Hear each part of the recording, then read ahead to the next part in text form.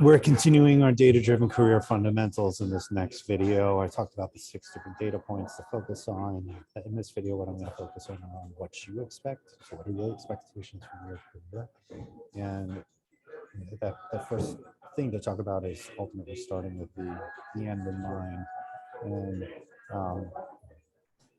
the big question is how do you do this? How do you set the expectations that you have for yourself and eventually match the expectations of others? So I'm going to walk you through a quick video on how to do that. I go into more detail, and I also provide resources to help you to do this in a starter kit. But go through these fundamental videos first. I really recommend going in order because these things can build on one another.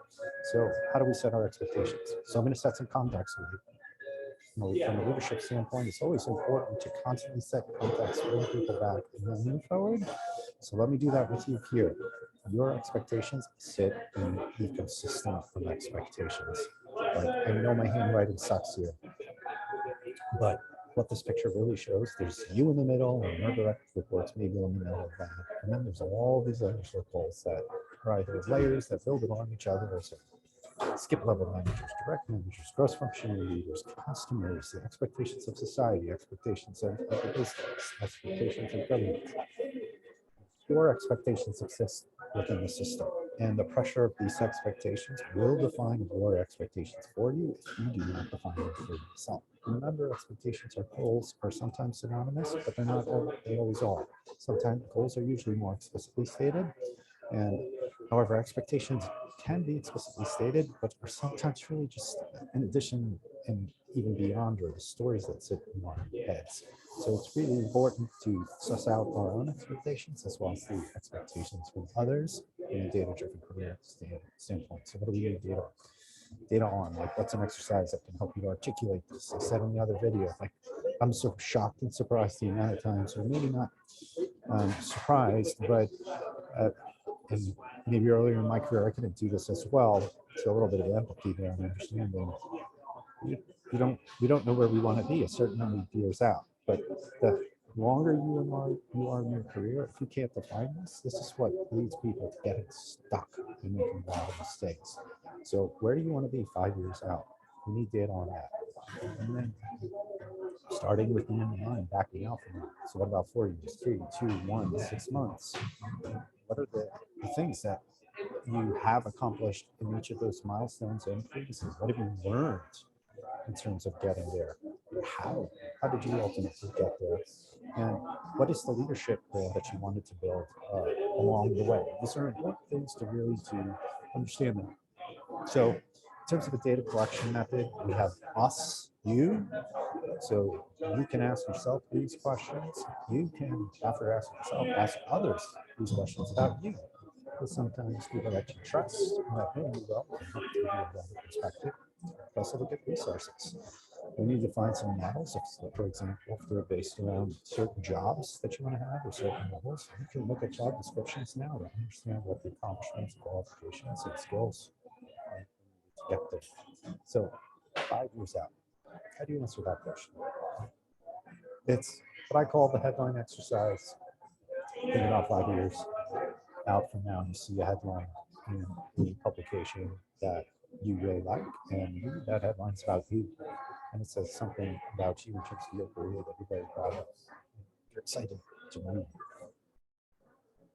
And when you say that headline to somebody, you're so excited to say it, but you love to say it. And ultimately, we want to figure out now what that headline is. These are some ideas more, wow, that's what I worked so hard to become. Like, that's what I worked so hard to achieve.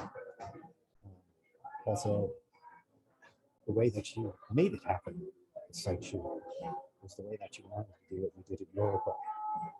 These are all important factors that can go into this headline 5 years out that you want to see in the publication. And then the motivation, including the motivation in the headline. That could be an important thing, or an important thing in terms of the headline. All these different areas are very helpful in defining that data and how it goes out. So take a quick few minutes about the details that led you to that headline. What were they?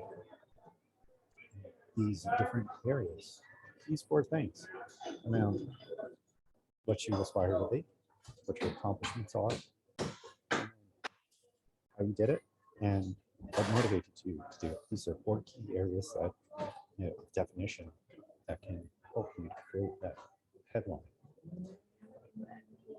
And then, after you take 5 minutes to do that, if you haven't done it yet, pause it, think about those questions. Go ahead, just brainstorm, write some things down, and take the data from those 4 different statements and questions. And then you want to synthesize it together into a headline. And imagine it's a writer that you respect and a publication that you respect, and in a way, return to a loved one and say that headline, and then they'll be very excited about it. Talk in fundamentals and throughout the program of the importance of quantification versus hyperbole. What can you quantify in that headline? So the objective of this ad is just to understand get a sense of what your objective could be 5 years out. Maybe you don't know it 100%, but at least give yourself a sense of direction through this exercise. We took 7 minutes, maybe stop for 5 minutes, did that, and stop for 2 minutes to synthesize the information. But take more time to do this. And in the starter kit, I give less attraction and more specific direction on how to do this, and also provide you with the resource to do that. In this example, I showed you 4 kind of like aspects of the headline. Think about those things: the motivations, the accomplishment, the method, the aspiration of what you want to become. Now, once you have that, you want to work backwards. So, what did the situation look like 4 years out, or 1 year back from your headline? What did it look like at 3, 2, 1, 6 months? And you can use the same 4 things and repeat the exercises to get there. Again, in the starter kit, I go even further in terms of clarity and pragmatism, in terms of mapping this out with skills and accomplishments. What were some of the milestones at each of those time interview goals? What did you accomplish for them? And what kind of skills and training and experience did you need to acquire in order to achieve those milestones? I go into more depth in the starter kit on this as well. What were the kinds of jobs or roles that you needed? This could be a definition of how you define your milestones. So we talked about methods, and you are one data source, but it's good to get the viewpoint of others, even on an exercise that is about yourself.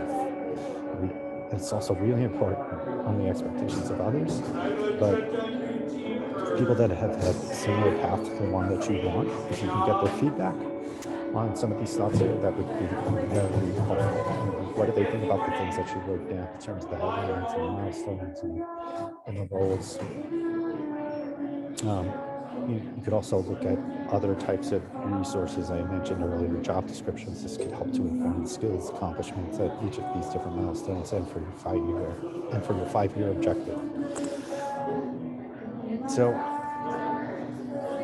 the process of a data-driven career also involves iteration. You'll hear this multiple times through fundamentals, starter, as well as pro.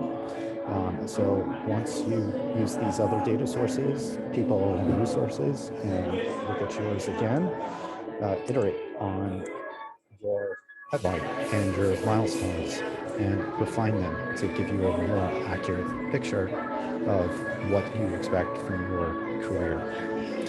This is an exercise you could do every year, or if you want to do it at a greater frequency, you can do that as well. But a data-driven approach is also an agile approach, and you'll want to update this as you progress and you execute and get more data. You're going to need to make adjustments. Be kind to yourself on this, okay? You're going to set something 5 years out. The thing doesn't go completely as planned. That's okay. But the point is, you're setting the direction, and you're not letting the rest of the expectations ecosystem set it for you. Okay, so that concludes the video on setting expectations for yourself. In the next video, we will start to talk about the expectations of others.